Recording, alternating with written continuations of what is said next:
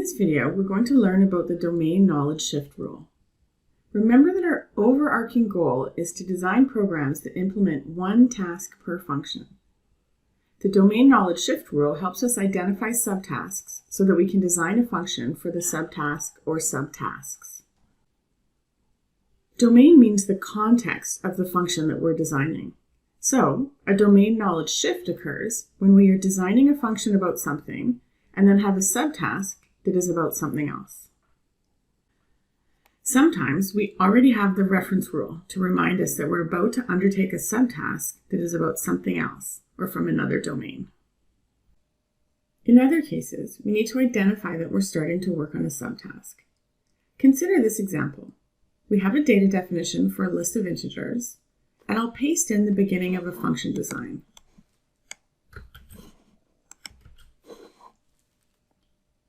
Imagine that we're designing the function to help us with gardening. Maybe we want to fertilize some plants and need to know how many total square inches we need to cover all of the plants, as the fertilizer container gives us the directions in square inches of coverage.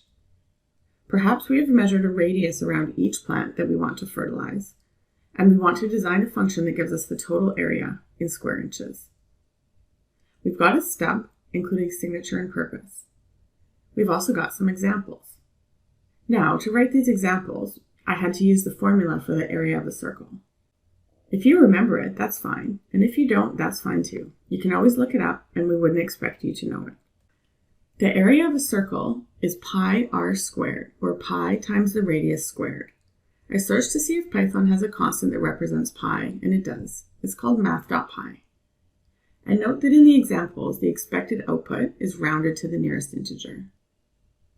Now the template phase. We'll copy the template from list of integer and write a note about where it came from.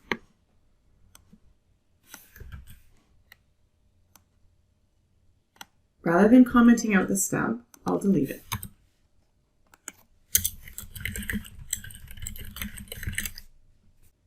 We can use the function's purpose and signature to help us decide how to use the accumulator. We want to return the total area in square inches, so we'll use the accumulator to store the total area as we go through the list. It will be a float, since each individual area will be a float, and its initial value will be 0. We'll do the rounding at the very end.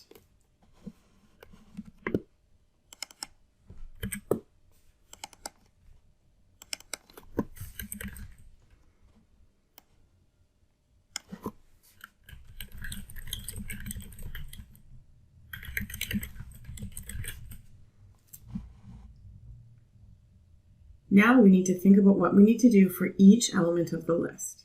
We need to calculate the area of a circle with this radius. Here is our domain knowledge shift. We were iterating through a list of integers to find the total area, but now we need to calculate the area of one circle. So we'll design a helper function to complete this subtask. I'm going to paste in the completed helper function now. Now that I've pasted in the helper function, I'll complete the body of coverage needed.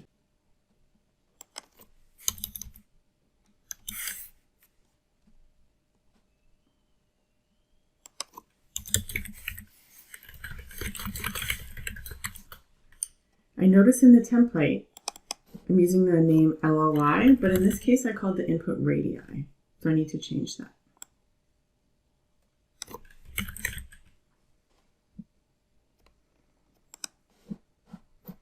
And now we'll have our test pass.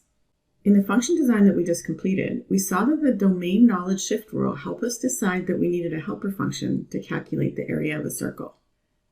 Now, even though we use the word rules, they're more like guidance.